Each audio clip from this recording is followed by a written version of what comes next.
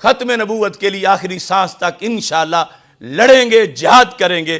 ہم اس دین کی خاطر اس قرآن کے زیر سایہ ختم نبوت کے لیے اپنی جانیں دینے کو سعادت سمجھتے ہیں۔ اس کا اعلان ہوا ہے کہ قادیانیوں کو قومی کمیشن برائے اقلیت میں شامل کر دیا گیا۔ یہ وزیر اعظم کے زبان سے جو یہ اعلان ہوا ہے، ہم 100% عمران خان کے اس بیان کو مسترد کرتے ہیں کہ ایسا بڑا اعلان جو پاکستان کی تاریخ میں پہلی بار قادیانیوں کی حمایت میں ہوا، تو ایسے حالات میں کیوں ہوا؟ پہلے چھپ چھپ کے عام لوگ کو کرتا تھا، اب وزیر اعظم نے برملا وہی کام کیوں کر لیا؟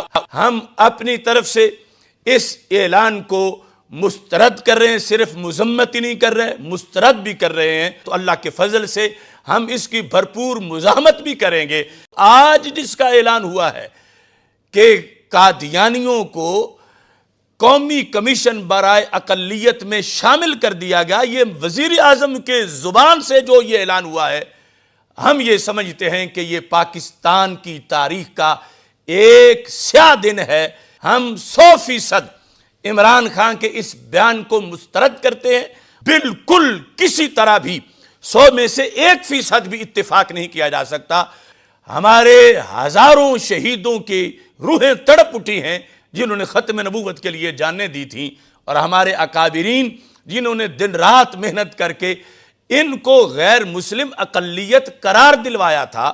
ہماری اگر کوئی دیکھے تو 15 سال کی پریس کانفرنسوں میں یہ بات ہم بار بار دہراتے آ رہے ہیں کہ ان کا اور باقی غیر مسلم کا فرق ہے۔ وہ صرف غیر مسلم ہیں، اور یہ غیر مسلم ہونے کے ساتھ ساتھ مرتد بھی ہیں، اس بیس پر کہ وہ ہمارا کلمہ استعمال کرتے ہیں۔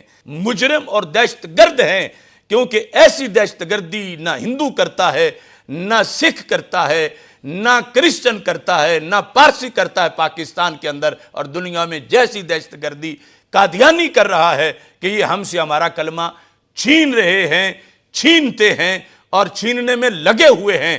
لہٰذا ہمارے حکمران امریکہ کو یہ واضح کر دیں کہ ان کے مذہبی حقوق ہم سے تم کس منہ سے مانگتے ہو؟ یہ تو پہلے ہی ظالم ہیں، ہمارے حق چھینے ہوئے ہیں۔ ہمارا کلمہ چھیننے کے لیے انہوں نے کتابیں لکھی ہوئی ہیں، اور مرزا قادیانی نے خود لکھا ہوا ہے، پھر آگے سب نے لکھا ہوا ہے۔ تو سب سے پہلے تو ان سے اس دہشت گردی کا حساب لیا جائے، اس کے بعد آگے بات ہو کہ ان کا کون سا حق ہم نے چھینا ہے جو ہم سے یہ مانگنا چاہتے ہیں۔ اور یہ سراسر ظلم ہے، زیادتی ہے۔ یہی ہمیں خطرہ تھا کہ یہ لاک ڈاؤن کر کے، مدارس بند کر کے، مساجد بند کر کے، جمعے بند کر کے، اجتماعات بند کر کے، یہ کوئی ایسا ضرور حربہ آزمائیں گے، کام کریں گے کہ جس سے کرونا کے جو درپردہ مقاصد ہیں وہ پورے ہوں۔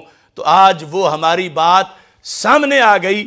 یہ ساری صورتحال ان علماء کو بھی دیکھنی چاہیے جو دن رات حکومت کے لیے لوگوں میں جا کے میٹنگیں کر رہے ہیں، فتوے داغ رہے ہیں، اور اپنی طرف سے ایک ریاست مدینہ کا شاید وہم رکھتے ہیں کہ وہ بن جائے گی۔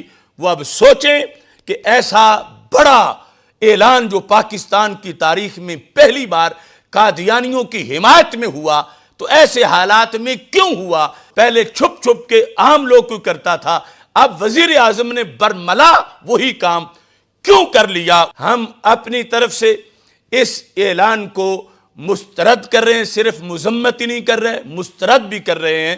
اور آئینی طور پر اگر اس کو آگے لایا جاتا ہے تو اللہ کے فضل سے ہم اس کی بھرپور مزاحمت بھی کریں گے۔ یہ ہمارے آئین، ہمارے ایمان، ہمارے قرآن کا مسئلہ ہے، اور جو قوت بھی قرآن سے ٹکرائے گی، ایمان سے ٹکرائے گی، وہ یقیناً پاکستان سے بھی ٹکرا رہی ہوگی۔ ہم اس دین کی خاطر اس قرآن کے زیر سایہ ختم نبوت کے لیے اپنی جانیں دینے کو سعادت سمجھتے ہیں، اور اس پر ختم نبوت کے لیے آخری سانس تک انشاءاللہ لڑیں گے، جہاد کریں گے، اور عقیدہ ختم نبوت کا آئین پاکستان کے اندر جو شکیں ہیں ان کی حفاظت اپنے ایک ایک قطرے کے ذریعے سے کریں گے، اور حکومت بھول میں نہ رہے۔ جو بھی اس قرآن سے ٹکرایا ہے اس کو زمانے نے آزمایا ہے کہ اس نے پھر ہمیشہ اپنے بڑوں سے بھی دھوکہ کھایا ہے، جو امریکہ کی شکل میں ان سے کام کرواتے ہیں اور پھر ان کو ٹیشو پیپر کی طرح پھینک دیتے ہیں۔